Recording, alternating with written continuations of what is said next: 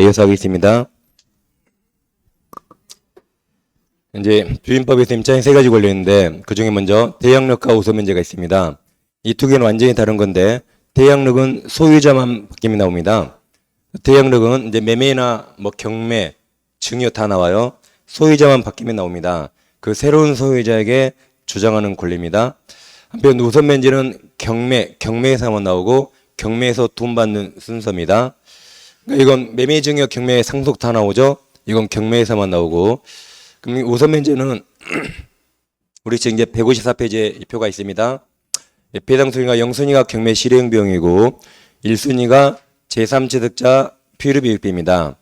2순위가 최우선 면제인데 주임법, 상임법, 소유임차인. 우리 시험에 안 나오지만 근로기준법에서 3월분 임금과 3년분 퇴직금, 뭐 재해보상금 등이 있습니다. 3순위가 당해세가 있고 4순위가 우선면제죠. 그리고 우선면제는 당해세를 제외한 나머지 국세지방세고 저당권, 전세권 등이 있습니다. 다음 주임법, 상임법에도 우선면제 갖출 수 있죠.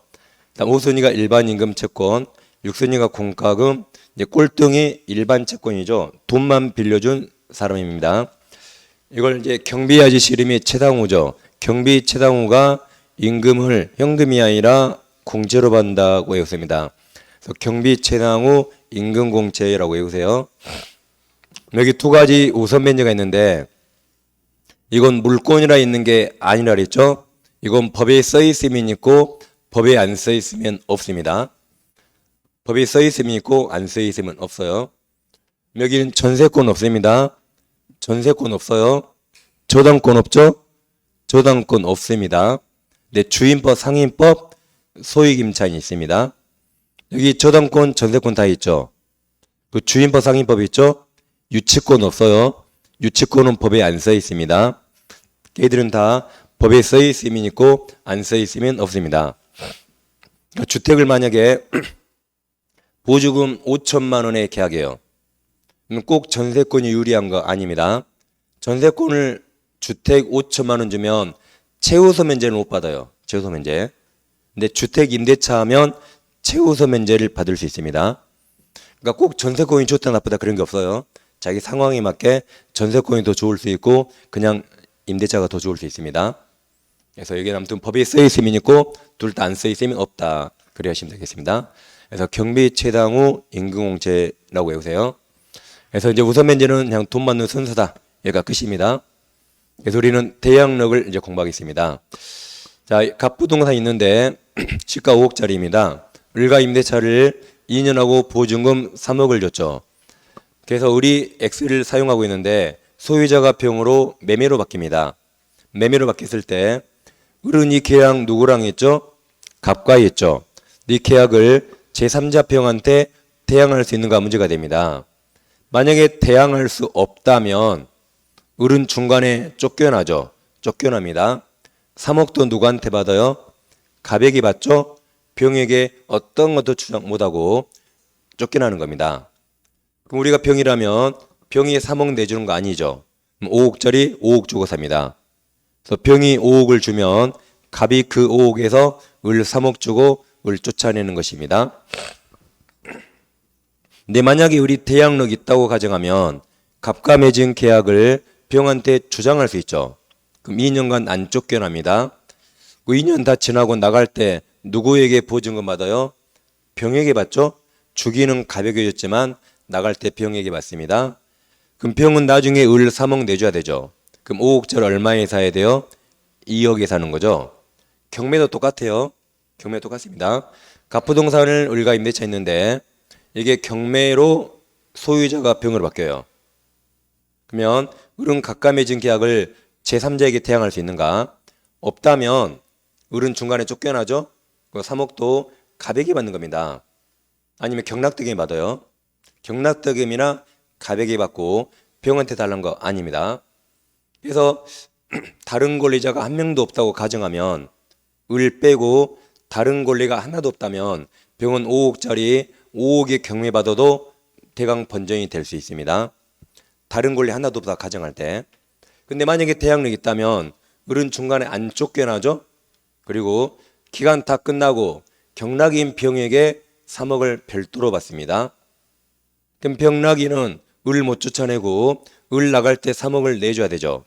그럼 얼마에 경매받아야 돼요? 2억 이하로 받아야겠죠. 이처럼 대양록은 경매에서 돈 받는 게 아닙니다. 주인밖에 했을 때 그 새로운 소유자에게 주장할 수 있는 거 없는 가지 경매에서 돈 받는 게 아닙니다. 그래서 매매 증여 경매 상속 다 나와요. 소유자만 바뀌면 나옵니다. 그럼 대양록은 물권은 원칙이 있고 채권은 원칙 없습니다. 대양록 가출할 시기가 있는데 매매 증여 등 법률 행위로 바뀔 때와 경매로 바뀐 게 서로 다릅니다. 매매로 바뀌면 저당권을 보지 않습니다.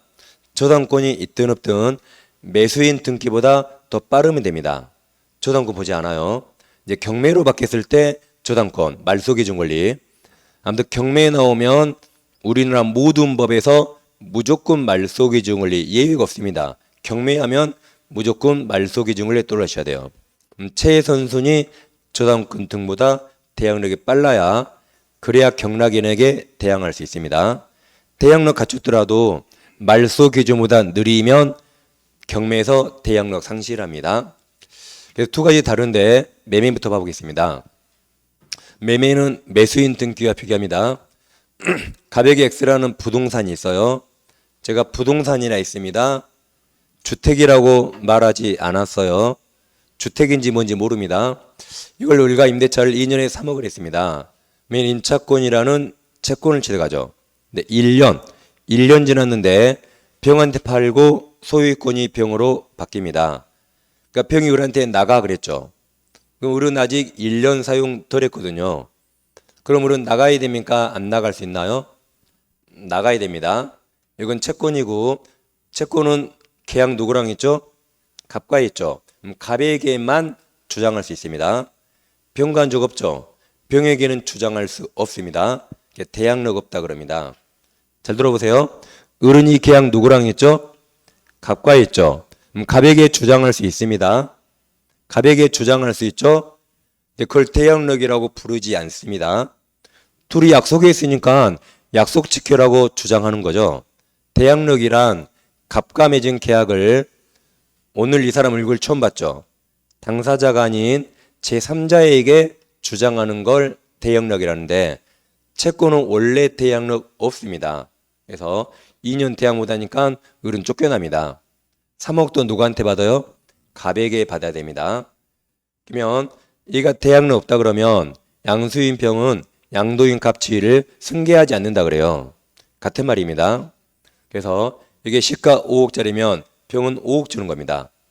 그럼 병이 5억 주면 갑이 그 5억에서 을 3억 주고 을 쫓아내는 겁니다. 이게 대양록 없다는 의미입니다.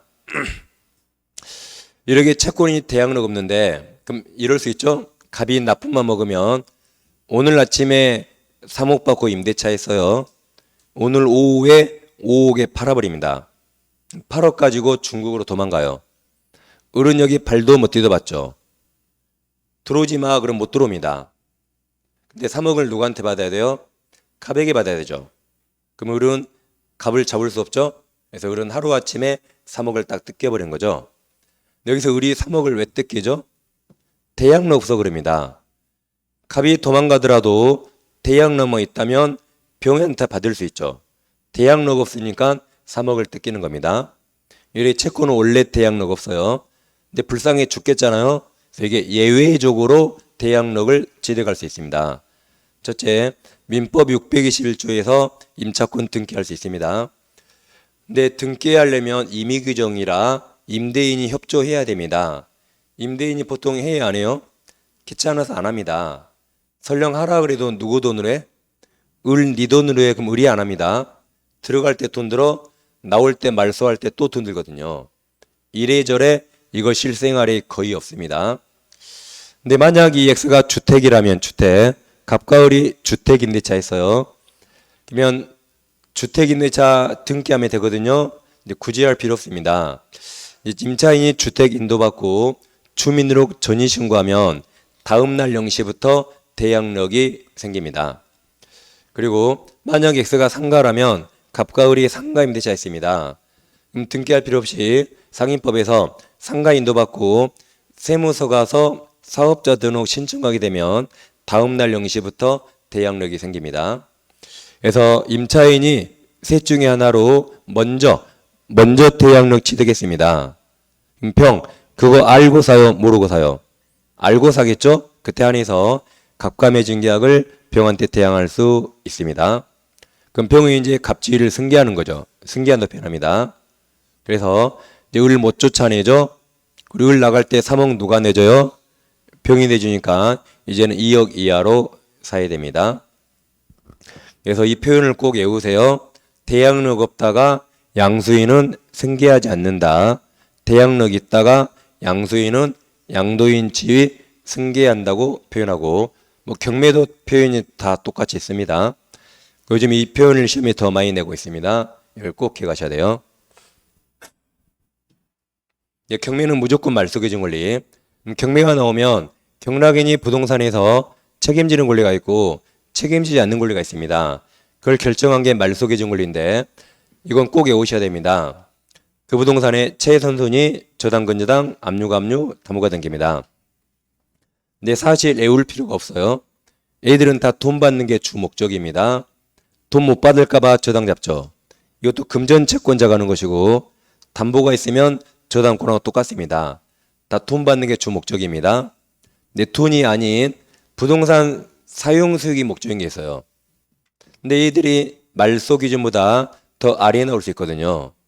경매 나오면 말소 기준 무조건 소멸하고 밑에 다 데리고 소멸하면 되게. 그럼 뭐만 살아남아요? 얘들만 남았죠. 얘들은 끝까지 대항력이 살아있는 겁니다. 그래서 경락인에게 대항하니까 안 쫓겨난다, 안 쫓겨납니다. 이렇게 경매는 간단합니다.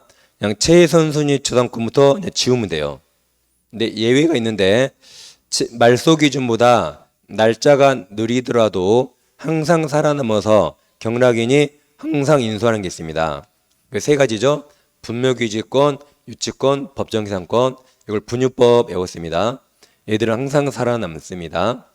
그래서 이 상태 이대로 경매에 나오면 뭐만 살아남죠? 이 파랑색하고 이 파랑색 얘들만 살아남고 나머지 다 소멸합니다. 그래서 항상 시험에 이렇게 나와요. 이게 지상권, 전세권, 임차권, 주택임차마음입니다. 저당권이 있으면 이대로 경매 나오면 최선순위 저당권이 2번이죠. 밑으로 소멸합니다. 그럼 얘들은 살아남죠. 대항력이 끝까지 살아남는 겁니다. 그래서 경락인에게 대항해서 안 쫓겨나는 거죠. 근데 초당권이 먼저 있고 용의권이 있으면 얘부터 소멸하고 얘들 다 소멸해서 쫓겨나는 거죠. 다 쫓겨납니다. 초당권, 용의권, 초당권이 있으면 이 후순위가 경매합니다. 그래도 몇 번이 말소 기준 권리죠? 최선순위 1순위 얘부터 소멸한다. 샌드위치 소멸한다. 다 소멸합니다. 초당권, 용의권, 초당권, 유치권이 있으면 얘가 경매하면 소멸하고 분유법만 살아남는다. 그래서 분유법은 언제나 살아남습니다. 그래서 권리분석 이력인지 하시면 되겠어요.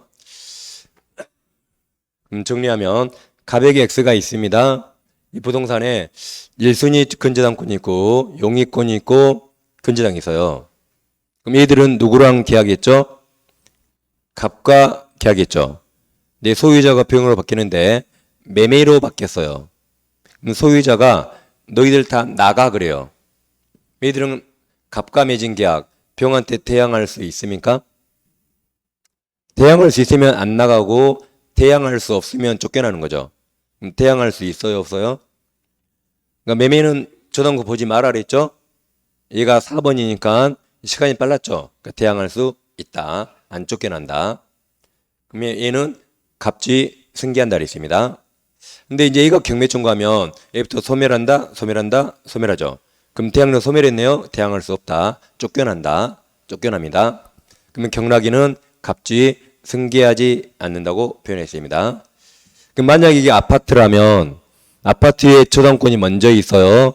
그리고 임차인이 들어갔습니다. 그럼 임차인이 살고 있는데 매매로 소유자 바뀌면 안 쫓겨나죠? 안 쫓겨납니다. 근데 경매 나온 순간 임차인은 쫓겨나는 거죠. 이렇게 매매와 경매 판단 기준이 서로 다릅니다. 이건 해마다 꼭 시험에 나오니까 반드시 하셔야겠습니다. 자, 이제 주임법으로만 140페이지 그 박스가 있습니다. 주임법의 주된 세 가지가 먼저 대항력을 갖추려면 대항 요건이 두 가지입니다. 주택이 이사하고 전입신고하면 대항 요건을 갖추면 대항력은 다음날 영시에 생겨요. 다시 대항 요건을 갖추면 대항력은 언제 생긴다? 다음날 영시. 다음 보증금 우선면제 받으려면 대항 요건과 확정일자 갖춰야 됩니다. 그럼 이 대항 요건이 주택인도와 전입신고죠. 그 확정일자는 계약서 원본에 도장을 찍는 겁니다. 주민센터 가면 찍어줘요. 그래서 둘 중에 늦게 갖춘 날 우선 면제가 생기고, 경매에서 최우선 만들려면 좀 이따 우리가 소유액 보증금 보거든요. 소유액이면서 여기도 대항 요건을 갖춰야 됩니다. 그럼 대항 요건은 세 군데에 다 있네요. 대항 요건, 대항 요건, 대항 요건 세 군데에 다 있습니다. 그럼 확정일자 어디만 있나요? 확정일자 우선 변제만 있죠. 그래서 우리가 예전에 황우석 외웠어요. 황우석. 옛날에 서울대 줄기세포 사기꾼 박사 있었어요. 황우석. 얘는 성이 최씨라 확정일자 필요 없습니다. 대항력 필요 없어요. 우선 면제 위해서 확정일자가 필요합니다. 그럼 이제 그 책의 박스가 있습니다. 일단 책에서 의의를 보세요. 대항력이란 임대적 계약 도중 매매, 경매 등으로 소유자 바뀌었을 때 새로운 소유자에게 임차권을 주장하는 권리입니다. 자, 밑에 우선 면제는 경락대금 중 보증금에 대해서 가로 열고 선순위 받고 남은 거 있을 때 후순위보다 우선해서 받는 겁니다. 다음 소유액 보증금 최우선 면제 보세요. 경락대금 중 보증금입니까? 보증금 중 일정액입니까? 일정액만. 일정액에 대해서 다른 담보권자보다 우선이에요? 최우선이에요? 우선하여 변제받은 권리입니다. 그러니까 원래 법에는 최란 말이 없어요. 둘 다 우선 변제입니다. 근데 거기서 아까 다른 담보권자보다 우선 그랬죠. 그게 최우선입니다. 나보다 날짜 빠른 저당권보다 우선 그 말이거든요. 그 의미가 최우선입니다. 더 시험에서 최를 안 써주면 여러분이 스스로 구별해야 됩니다. 어떻게 구별하죠? 소유익 임차인 또는 아까 보증금 중 일정액 또는 다른 담보권보다 우선, 그거 보고 이게 최우선이구나 라고 여러분이 아셔야 돼요. 대부분 써주는데 좀 성질 안 좋은 출제자 안 써줍니다. 그래서 여러분 스스로 구별해야 됩니다. 그럼 이제 요건이 있어요. 이제 칠판으로 보세요. 책하고 똑같습니다. 우선 면제는 대항 요건과 확정일자 찍어 내렸죠. 최우선은 소유액 보증금입니다. 월세 안 봐요. 보증금만. 그리고 대항 요건을 갖춰야 됩니다. 시기는 자, 우선 면제는 언제까지 갖춰야 된다 그런 시기가 없습니다. 이건 서로 상대적입니다. 이 부동산에 우선 변제권자가 10명이면 날짜 빠르면 먼저 받고 느리면 늦게 받는 겁니다. 언제까지 갖춰야 된다는 시기가 없어요. 그럼 예를 들면 주택임차인이 이거 갖추면 우선 변제권이 있습니다. 근데 그 주택에 만약에 저당권이 있다 해보세요. 그럼 얘도 우선 변제권이 있고 얘도 우선 변제권 같은 동순이에요. 동순이. 그럼 날짜 빠르면 먼저 받고 날짜 느리면 나중에 받는 겁니다. 그럼 얘가 대항력권 4월 5일, 4월 똑같다. 그럼 대항력 언제 생겨요? 4월 6일 0시. 그럼 우선 변제는 둘 중에 늦은 날 생겨요. 그럼 4월 6일 0시. 확정일자는 그날 효력 생겨요. 저당권 등기도 그날 효력 생깁니다. 근데 대항력은 이거 다음날 0시예요. 다음날 0시. 그럼 우선 변제는 둘 중에 늦은 날. 그래서 임차인은 4월 6일 0시에 대항력과 우선 변제권을 함께 취득합니다. 그럼 우선 변제 누가 더 빨라요? 얘가 빠르죠. 얘가 선순위고 얘 대항력 상실하죠. 쫓겨납니다. 그러면서 얘보다 더 후순위로 받아요. 그럼 이럴 수 있는데 보세요. 아파트 임차 있는데 아파트 4월 5일 날 계약하고 이래 다 했거든요. 아파트 일이 오늘 4월 날 했죠. 근데 그날 집주인이 오후에 가서 저당 설정해버려요. 그날. 이해됩니까? 임차인이 오늘 계약하고 오늘 다 이렇게 다 했어요. 근데 집주인이 그날 오후에 가서 은행 가서 저당 설정해버리면 어떻게 될까요? 그럼 얘는 4월 6일이죠. 그럼 누가 우선인지 빨라요? 그럼 경매 나오면 일단 대항력 상실하죠. 돈 누가 먼저 받아요? 그러니까 임차인 돈 못 받을 수가 있어요. 그럴 수 있죠? 이런 위험성이 있습니다. 근데 그걸 좀 이제 그럼 중개사가 책임질 일이 생길지 몰라요.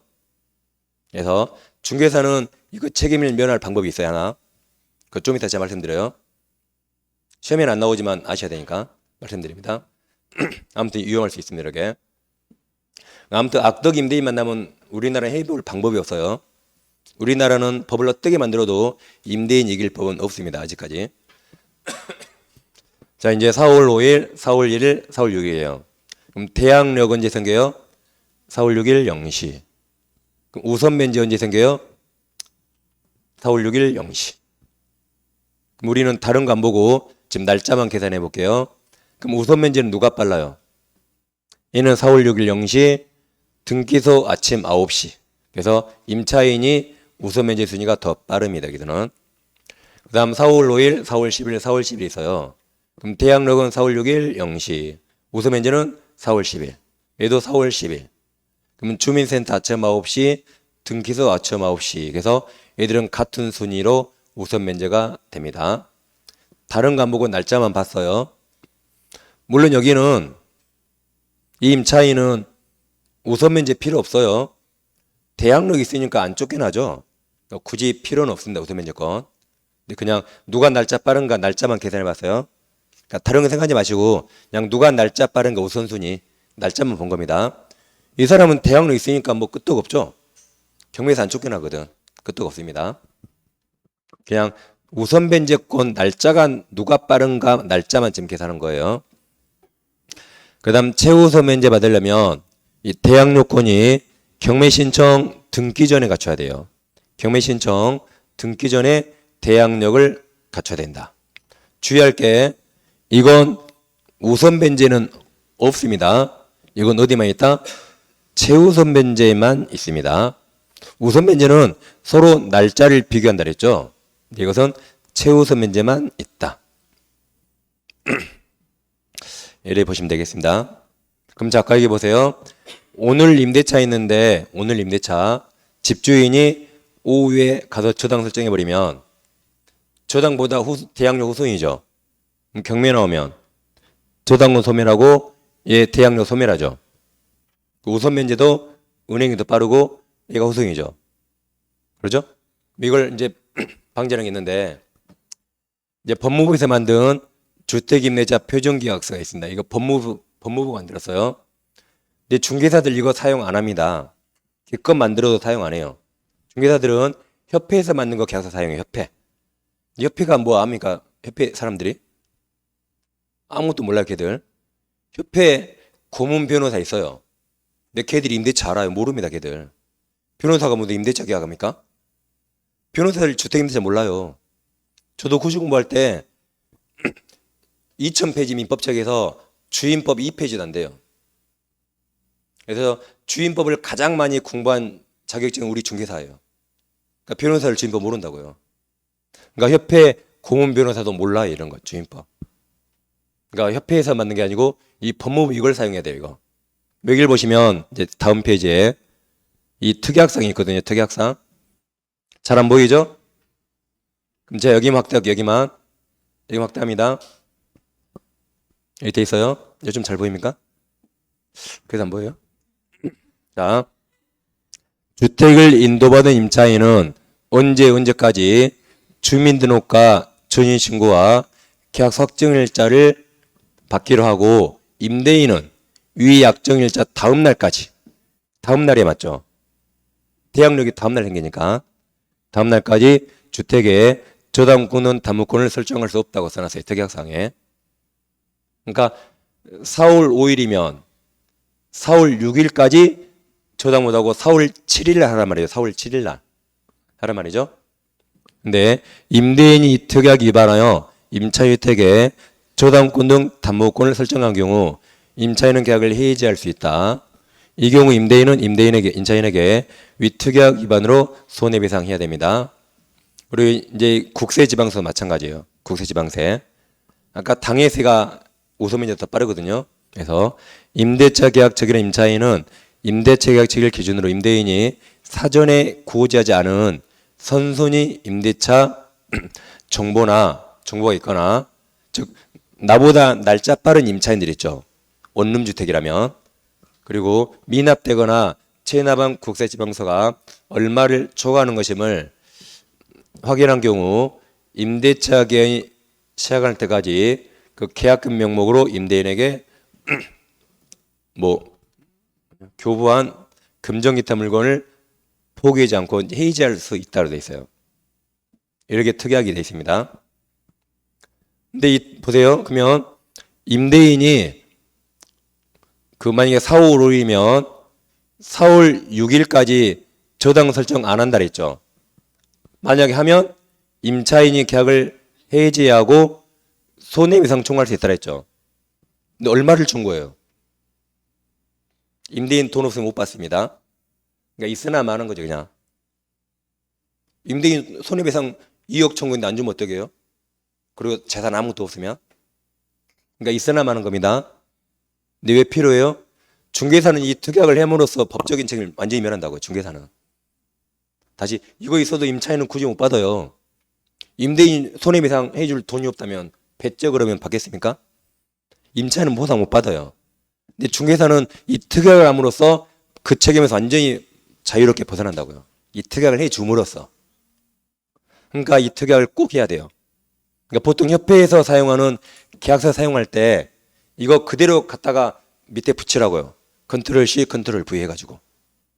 그래야 법적인 책임을 중개사가 안 지는 겁니다. 그러니까 특약을 쓴 이유는 의뢰인 위해서가 아니에요. 중개사 내가 책임을 안 지려고 특약을 쓰는 겁니다. 의뢰인을 위해서 특약 쓰면 뭔 필요 있어요? 걔들이 수수료를 더 줍니까? 필요 없어요. 중개사가 책임 안 지려고 쓰는 겁니다. 그래서 협회에서 쓰는 계약서 쓰더라도 이걸 꼭 갖다 붙여서 써야 되게. 그래 아무 책임 안 집니다.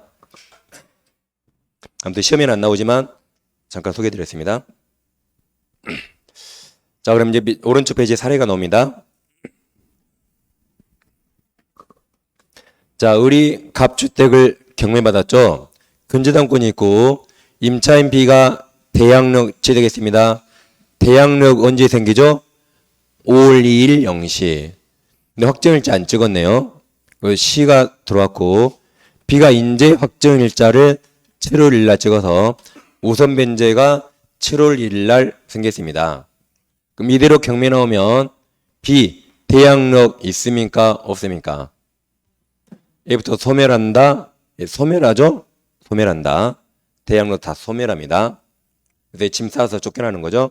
그래서 B는 대양력 없어요. 없다. 그럼 경매에서 배당받으면 아까 배당 순위가 경비 최당 후. 그럼 우선 면제를 보면 A가 제일 빨라서 A가 먼저 받아요. 그리고 B, C는 누가 먼저 받아요? B가 더 느리죠? C가 더 먼저 받아요. C가. 그리고 B가 나중에 받습니다. 근데 B가 제일 꼴등이라 보증금 전액을 못 받아서요. 그럼 경락인에게 대항할 수 있나요? 대항력 없다 했죠? 못 받은 채로 쫓겨납니다. 그럼 누구한테 받아야 돼요? 갑에게 받아야겠죠? 물론 못 받겠죠? 이게 1번 사례입니다. 자, 2번 사례는 경매 나오면 얘 대항력 있죠? 얘부터 소멸하니까 이제 대항력 살아있다, 살아있다. 그럼 쫓겨납니까? 안 쫓겨납니까? 안 쫓겨납니다. 그래서 임차인 B는 경락인들에게 대항력을 행사해서 남은 기간 거주하다가 기간 끝나면 경락인에게 보증금 받고 나갑니다. 근데 경락인이 돈 안 내주면 이제는 아까는 갑소유가 경매 나오는데 이제 을소유 주택을 경매 신청하면 되죠. 거기서 받고 나가면 됩니다. 그래 사례 1번, 2번 잘 비교하세요. 이제 자 문제 한번 풀어보겠습니다. 개공이 중개요인에게 주임법 내용 설명한 것이 다 틀린 겁니다. 1번 주임법은 주거용 건물에 임대차에 적용되며 임차주택 일부가 주거 외의 목적 사용돼도 적용된다 그랬습니다. 2번 계약갱신 요구 행사를 통해서 갱신되는 임대차 기간은 2년이라 그랬죠.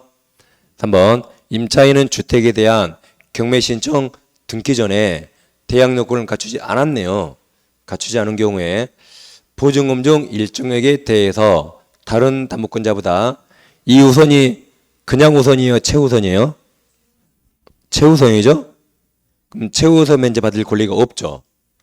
경매 신청 등기 전에 대항력 갖추라 그랬죠? 안 갖춰서 최우선 면제권 없습니다. 이게 정답입니다. 다음 4번 임차인의 대항력을 갖춘 경우 대항력이 뭐라 했죠? 양수인이 임대인지 승계한다 했죠. 5번 임차권 등기 명령 집행에 따른 임차권 등기 만지 임차인은 그 대항력을 상실하여도 이미 취득한 대항력이나 우선 면제권을 상실하지 않는다고 했었죠. 네, 다음부터 넘어갑니다. 이제 설명은 다 드렸고 책에 있는 건 나머지 검토하는 겁니다. 그럼 141페이지 하단에 이제 대항력이 있어요. 대항력은 주택인도와 전이신고 하면 대항력은 다음날 0시에 생깁니다. 그 주민등록이 전이신고 똑같습니다. 다음 동그라미 2번 주택점유와 주민등록은 대항력 취득요건이자 존속요건이므로 계속 존속해야 돼요. 돈 받고 나가는 그날까지 계속 존속해야 됩니다. 그래서 가끔 이런 사람이 있어요. 집주인이 전화 왔대요. 자기가 임차인인데 집주인이 전화해서 주소 하루만 빼달랍니다. 왜 집주인이 주소 하루만 빼달라 할까요? 임차인이 선순위니까 은행에서 대출을 안 해주는 겁니다. 그러니까 주소 하루만 빼달라는 거죠. 그럼 빼면 돼요, 안 돼요? 빼고 나서 죽으세요. 빼고 나서 죽으면 돼요. 죽기 싫으면 빼지 마세요. 자, 보세요. 주택에 1순위 임차인이 있는 거죠. 이렇게. 그러니까 은행에서 대출을 안 해주는 거죠. 그러니까 속 없이 하루 뺐습니다. 그럼 은행에서 이렇게 들어와 이제 다 잃어버리죠. 다 잃어버리면 되고 계속 존속해야 돼요. 모든 걸 잃어버리고 은행이 들어옵니다. 다음날 재전입. 그럼 과거 거 다 없어졌죠. 이 다음날 0시에 새로운 게 생기는 거죠. 이런 거 꼭 경매 나옵니다. 경매 나오면 소멸한다, 대항력 소멸한다. 그럼 일단 쫓겨나는 거죠. 그리고 우선 면제는 누가 빨라요? 은행이 더 빠르죠. 얘가 우선이죠? 면 경락되면 거의 8, 90% 가져버리겠죠. 그러면은 거의 15% 받는 거죠. 그래서 아무튼 돈 받고 나가는 그날까지 절대로 빼면 안 됩니다. 뺀 순간 모든 게 다 날아가는 거죠. 그러니까 빼려면 그리고 빼고 죽으라 그랬어요. 죽 안 되거나 가족들까지 같이 죽여야 되거나 가족까지 다 같이 죽으세요. 다 같이. 그다음에 이제 자 우리가 공동주택이 아파트 연립 다세대 있습니다. 그래서 서울의 아연세대에 어서요. 아연세대. 다가구 없죠? 다중도 없죠? 다 단독입니다. 그럼 다가구형 단독주택 일부 임차인이 대항력을 취득했으면 후에 건축물 대장으로 다가구가 다세대 공동으로 바뀌었어요. 그 사유만으로 이미 취득한 대항력이 상실되는 건 아닙니다. 이미 취득했죠? 이 사유만으로 대항력이 없어지진 않습니다. 그 다음에 이제 아까 주택인도와 전입신고가 있는데 이제 주택인도를 먼저 볼게요. 갑주택을 을가 임대차에 했습니다. 근데 임대인 동의받고 다시 주택을 전대차해서 병의주택을 점유합니다. 직접 점유하는 거죠. 주임법은 임차인을 보호합니다. 임차인이 보호되면 동의받은 전대차라 전차인도 자동으로 보호되는 거죠. 대항력도 임차인에게 인정됩니다. 그럼 대항력권이 주택 점유와 주민등록이죠. 주민등록. 그럼 을 주택 점유합니까 안 합니까? 주택 점유해야 안 해요? 간접 점유하죠. 간접 점유합니다. 근데 이제 문제가 이 전입신고입니다. 지금 실제로 이 집에 누가 삽니까? 실제로 누가 살아요? 병이 살죠. 이 판례에서 을 앞으로 전입신고 해놨어요. 그러면 대항력 없다 그랬습니다. 을은 지금 저 집에 살아요, 안 살아요? 안 산데 을 앞으로 전입신고하면 이거 위장전입이에요. 주민등록법으로 처벌됩니다. 그래서 이것만큼은 실제로 살고 있는 병명의로 했어야 돼요. 병명의로 이것만큼은. 이건 점유가 아니죠. 점유만 간접점 인정해줘요.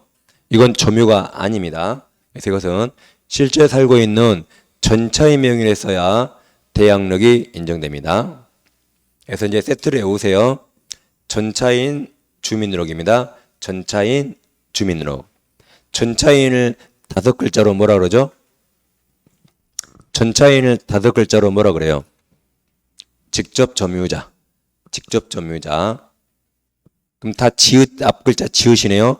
전차인 지읒, 직접 점유자 지읒, 주민등록 지읒. 같은 말 전입신고 지읒 지읒. 쯧쯧 다 쯧쯧이에요. 쯧쯧. 전차인 주민등록. 이게 상인법 가면 상인법은 전차인 사업자 등록입니다. 상인법은 뭐예요? 전차인 여기가 사업자 등록, 사업자 등록. 세트를 보세요. 전차인 주민등록, 전차인 사업자 등록. 세트를 보면 되겠습니다.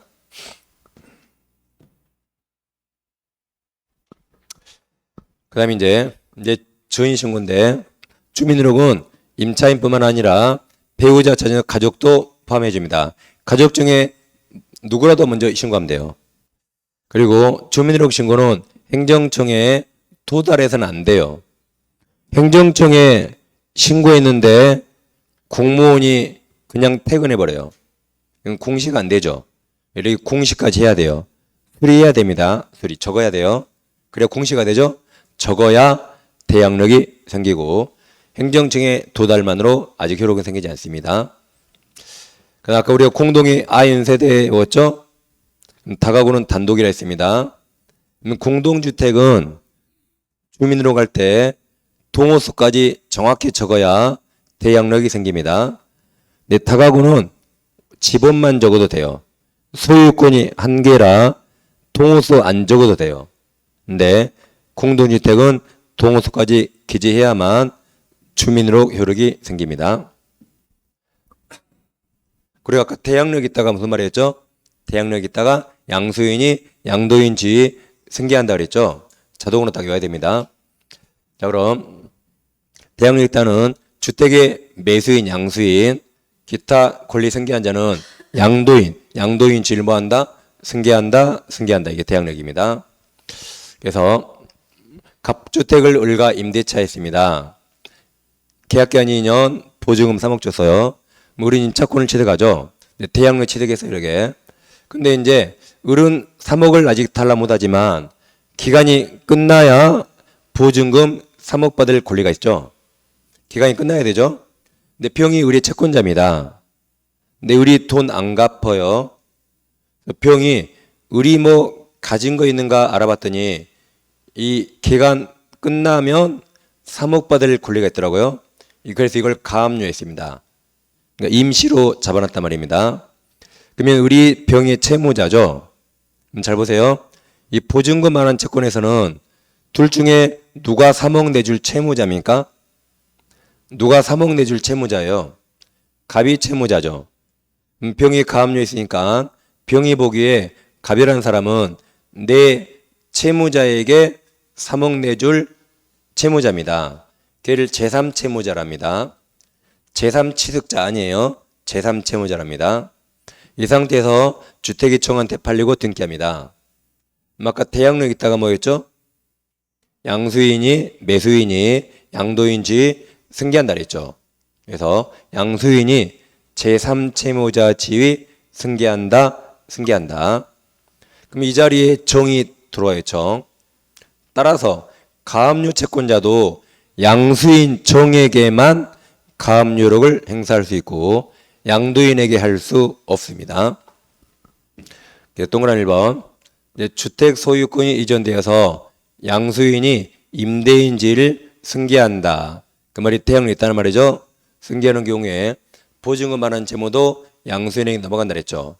그다음 이제 이게 3번이 동그란 3번. 주임법상 대항력가주 임차인의 보증금 반환 채권이 가압류 상태에서 임대주택이 양도된 경우, 자 이 말이에요.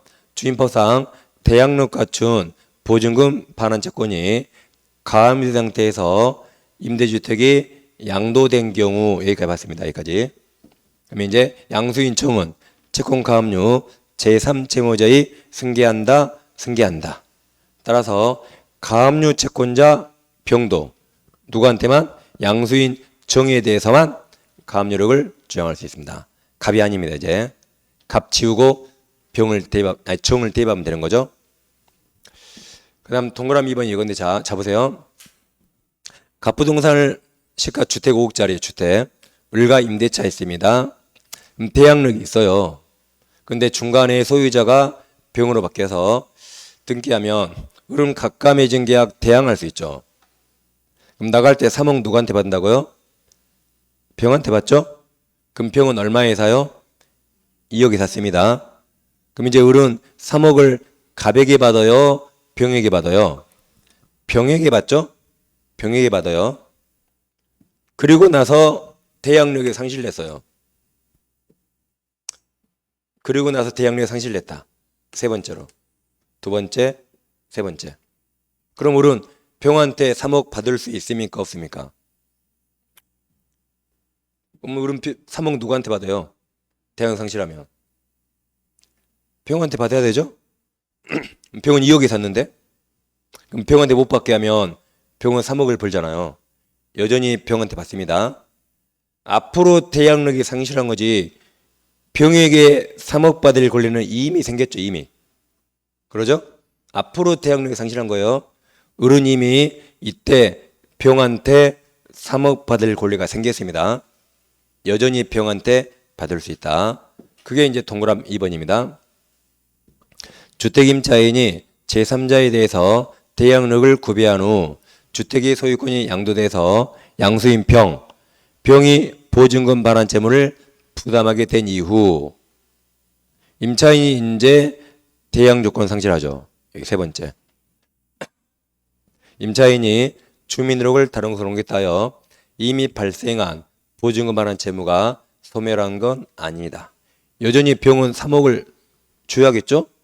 안 줘도 된다면 병은 완전히 3억을 벌게 되니까 안 되겠죠? 여전히 줘야 된다. 그리고 이제 을은 앞으로 대항력을 상실한 겁니다. 앞으로. 두 개를 비교하겠습니다. 이건 작년에 민법 시험에 나왔어요. 민법에. 주임법에 나온 건 아닙니다. 작년에. 근데 아무튼 이 법 저법 다 나오니까 같이 하는 겁니다. 그 다음에 이제 우선 변제로 옵니다. 우선 변제. 143페이지 우선 변제입니다. 자, 아까 우선 변제는 주택임대차 대항력권과 계약소원본의 확정일자 가둔 임차인은 경매 또는 공매 시 임차주택 가로 열고 이 대지 포함이 중요합니다. 대지 포함에 환가가 경매대금에서 후순위 권리자 기타 청구자보다 이렇게 법에 써 있습니다. 우선하여 변제권이 있다고 법에 써 있어요. 이렇게 우선 변제권은 법에 써 있으면 있고 안 써 있으면 없습니다. 근데 이거 엄청난 권리입니다. 이거 시험에 엄청 잘 나옵니다, 이게. 자, 결론 이겁니다. 주임법 상임법 그냥 우선 변제나 최우선 변제 다 대지가액 포함해요. 다 대지가액 포함. 그래서 이게 대지 포함이라고 앞으로 3번 더 볼 거예요. 3번. 이거 엄청나게 중요합니다. 이게. 항상 이건 법에 써 있는 대로 그랬죠. 항상 뭐 한 대로? 법에 써 있는 대로. 법에 써 있는 대로. 여기 대지 포함한다 그랬죠. 이게 왜 엄청나냐면 잘 봐보세요. 갑소유 토지 건물이 있는데 건물을 을이 전세권 설정해서요. 을은 건물 전세권자죠. 그러면 경매에서 우선 변제권이 있다 그랬어요. 근데 토지가 경매됩니다. 그러면 토지 경매대가에 우선 변제 받을 수 있습니까? 없습니까? 토지 건물은 별개의 부동산이죠. 못 받습니다. 건물이 경매될 때 받는 거죠. 토지 못 받아요. 다시 건물 전세권자죠. 건물이 경매대에 받는 것이고 토지는 못 받습니다. 근데 여기는 받으라고 써놓은 거니까 이게 엄청나죠, 이게. 그래서 갑토지 주택이 있는데 이걸 전세권 하면 못 받아, 전세권. 전세권 못 받는다고요? 근데 주임법이 사임법에 써 있는 겁니다. 임대차에서 주택임대차. 근데 이제 토지가 그러면 받을 수 있어요. 법에 써 있거든요, 이게. 대입함이라고. 그래서 이게 엄청난 권리고 이게 시험이 엄청 잘 나온 겁니다. 전세권에도 없는 걸 주임법, 상임법에만 혜택을 준 거죠. 그러니까 어떤 분들은 전세권이 유일하다는데 꼭 그런다면 보장 없습니다. 없어요. 조금씩 뭔가 다릅니다. 그래서 이건 시험에 잘 나오고 있습니다. 이렇게. 이제 최우선 면제가 있는데 일단 여기도 대지 포함이죠. 소유임 차이는 대지 포함한 경매대금에서 보증금 중 일정액을 다른 담보권자보다 우선, 이게 최우선 면제 받을 권리 있다. 이 경우 임차인은 경매 신청 등기 전까지 대항력을 취득해야 됩니다. 이제 금액이 제게 나왔습니다. 이게 올해 2월 20일 날 받겠습니다. 그러니까 주임법은 전두환 정권 때 만들었어요. 1980년에 만들어서 이 금액이 계속 오르고 있습니다. 화폐 가치가 상승하죠? 계속 오르고 있습니다. 그러니까 이 여담이다. 여러분들 모임하면 회비 내잖아요. 회비 냅니까? 그럼 회비 언제 올려요? 회비 안 올립니까? 회비 안 올려요? 제 모임은 이거 오를 때마다 우리도 회비 올려요. 화폐 가치 증가하니까. 진짜요. 제 모임은 이거 오를 때마다 우리 회비 15,000원 올린다고요. 이게 올랐단 말은 화폐 가치가 올랐단 말이니까. 제 그런 모임도 있습니다. 그래서 1980년부터 이게 계속 오르고 있습니다. 그럼 이제 올해 20일 날 올랐는데 서울은 월세 안 본다 그래서요. 보증금만 가지고 판단합니다. 보증금만. 1억 6,500이하가 소유임차인이고 그래서 5,500까지 일정액 최우선 받는다는 말이죠. 최우선. 그러니까 경비 최당 5초에서 받는 겁니다. 그 다음 수도권 정비계획법에 따른 과밀 역적권역입니다. 서울은 제외하죠. 서울은 과밀 역적권역이지만 윗칸으로 올라가니까 제외하고 세종시, 용인화성, 기포시는 1억 4,500 이하가 소유임차인이고 4,800까지 최우선 받을 수 있습니다. 다음 광역시인데 가로 열고 수도권 정비계획법에 따른 과밀 역적권역에 포함된 지역과 군지역은 제외한다 그랬죠. 다시 수도권 정비계획법에 따른 과밀 역적권역에 포함된 지역, 이게 인천 광역시입니다. 인천은 광역시지만 윗칸으로 올라오니까 제외합니다. 다음 군지역도 제외한다 그랬죠. 군지역은 밑으로 내려와서 제외입니다. 즉 광역시에 군이 있나요? 광역시에 군이 있죠. 인천광역시 강화군, 부산광역시 기장군, 울산광역시 울주군, 그런 데는 다 이 밑으로 내려와서 여기서 제외가 됩니다. 다음 안산, 광주, 파주의 전평택시는 8,500 이하가 소유임차인이고 2,800까지 최우선 받을 수 있습니다. 그 밖 구역은 7,500 이하가 소유임차인이고 2,500까지 최우선 받습니다. 월세는 100만 원이든 20만 원이든 판단하지 않습니다. 보증금만 가지고 판단합니다. 근데 좀 이따 상임법은 월세를 봅니다. 상임법은 이거 볼 때 월세를 보라고 법이 써 있어요. 월세를 보라고. 근데 주임법은 월세는 판단하지 않습니다. 전라북도는 얼마 이하가 소유임차인이죠? 전라북도에서 보증금이 7,499만 원이에요. 7,499만 원. 그럼 얼마까지 최우선 받아요? 이건 다 받죠? 다 받아요. 아, 제가 잘못 적었구나. 생각해놓고 웃기네요. 1억에 적어야지, 1억에. 제가 1을 더해 1을 빼고 있어서 제가. 죄송합니다. 자, 전라북도에서 보증금이 7,501만 원이에요. 7,501만 원. 그럼 얼마까지 최우선 받습니까? 10,000원 때문에 10원 높았습니다. 딱 여기까지만 2,500이죠. 여기서 단돈 1원만 초과해도 최우선 10원 높았습니다. 그러니까 금액 있는 거죠. 이거 못 받아 이거. 그러니까 그것까지 감안해서 그러니까 특히 원룸 같은 원룸주택 이런 거 많겠죠. 보니까 초상권이 많이 있어요. 그럼 어떻게 해야 돼요? 보증금 적게 주고 월세를 좀 더 준 게 낫죠. 월세 올리고 보증금 내려야 이 금액 밑으로 내려갈 수 있으니까 내려오는 게 좋겠죠. 그게 안전합니다. 그래서 이게 아무튼 계속 이제 앞으로도 계속 오르겠죠. 오르고 있습니다. 그럼 이제 시험에는 안 나오는데 이건 꼭 아셔야 됩니다. 시험에 이거 절대 안 나와요.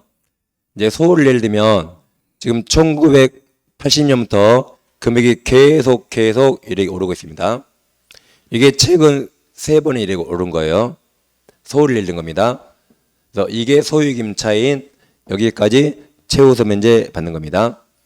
서울에 갑이 3층짜리 주택 한 13평짜리 조그맣게 13평 돈이 필요해서 은행한테서 7천을 대출받는데 2019년 12월 달에 대출받았어요.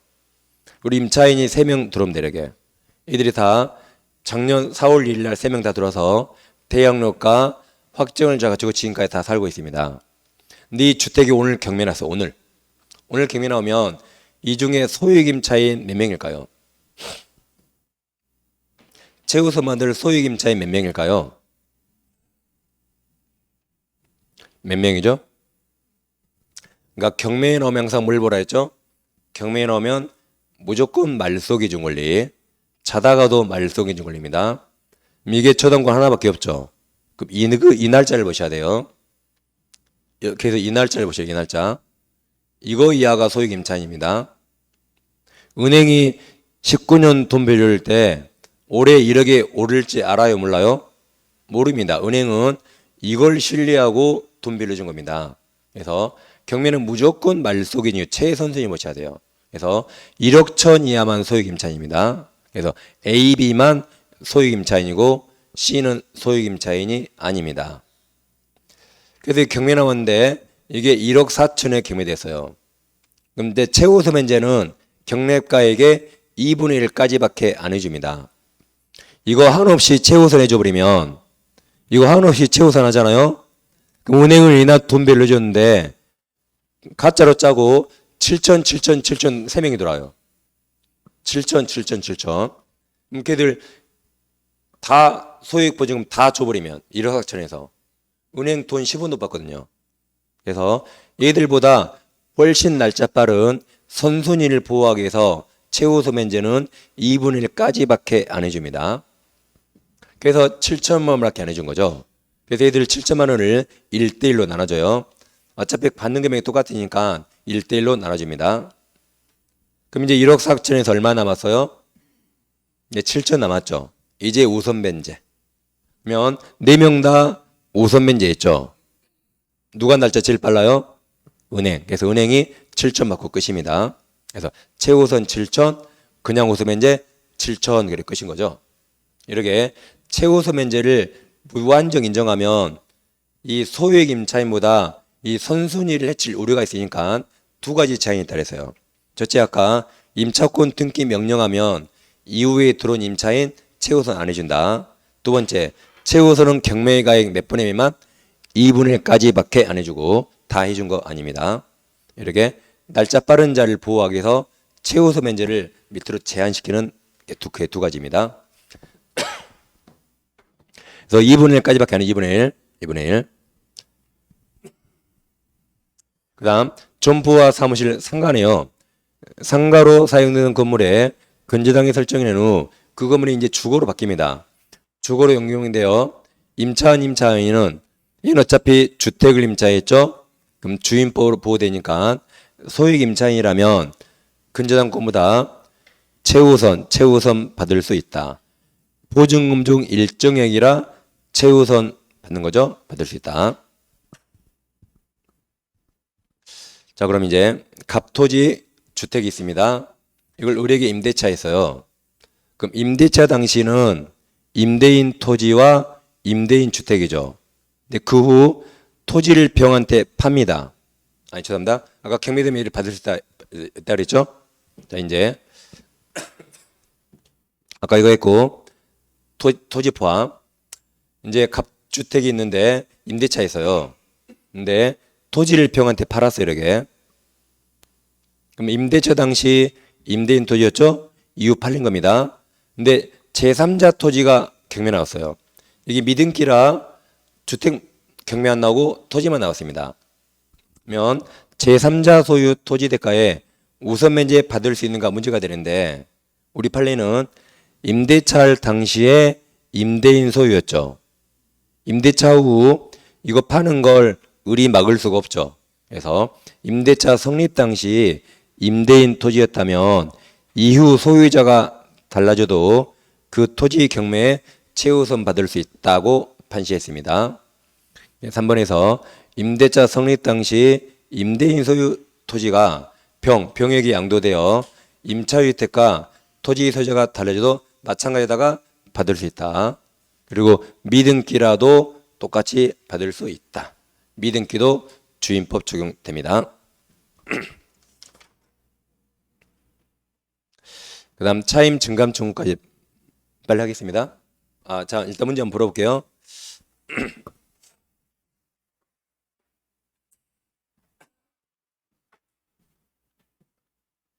자, 갑소유 주택에 임차인들이 주택 인도받고 6월 3일 10시에 확정일자와 주민등록 마쳤다. 그럼 인도받고 마쳤으니까 대항력 언제 생겨요? 6월 4일 0시. 우선 변제도 6월 4일 0시. 똑같이 생기죠? 근데 병이 같은 6월 3일 14시에 근저당했네요. 저당권은 그날유록 생겨요. 그날로 생깁니다. 근데 정은 다음날 16시에 저당 설정했다. 그러면 순위가 이가 제일 빨라요. 얘는 6월 4일 0시인데 얘는 6월 3일 16시라 주택에서 병이 제일 빨라요. 6월 3일 16시. 얘는 6월 4일 0시. 그리고 정은 다음 날이라 순위가 병을 정일이 됩니다. 아까 같이 이런 경우를 대비해서 아까 임대차 표준계약서 사용하시라 그러죠? 지금 그 사건이죠? 그 다음에 이제 임차인에게 개공의 설명은 옳은 겁니다. 그럼 1번 정의 근저당을 실행해서 애가 경매에서 이게 한 번씩 자기가 막 움직이더라고요. 너도 아닌데 경매 나오면 소멸한다. 예 소멸하고 예 소멸하는 거죠. 그럼 1번 정의 근저당 실행해서 주택의 경매를 매각되면 을은 매수인에게 임차권을 대항할 수 있다. 틀렸죠? 대항 상실하죠? 대항할 수 없다. 틀렸습니다. 2번 병 또는 정 누구든 근저당을 실행해서 주택의 경매를 매각되면 경매 매각으로 인하여 임차권은 소멸에게 맞았죠. 어차피 소멸 다 소멸합니다. 2번이 정답. 다음 한 번에서 을은 주택 경매 시 경매법원에 배당 요구하면 병은 아니죠. 병이 먼저 받고 을이 받고 정이 받죠. 그래서 정보다만 우선 받고 병은 틀렸습니다. 다음 5번에서 주택에 대한 을이 집행권 얻어서 강제경매를 신청하면 우선 면적권 인정받기 위해서 배당 요구 종결까지 배당 요구할 필요 없습니다. 누가 경매 신청했죠? 임차인 을이 경매 신청했죠. 그때는 배당 요구 안 해도 됩니다. 경매 신청했으니까 배당 요구 안 해도 된다. 그래서 그 정답 몇 번이었죠? 2번이었나요? 그리 보면 되겠습니다.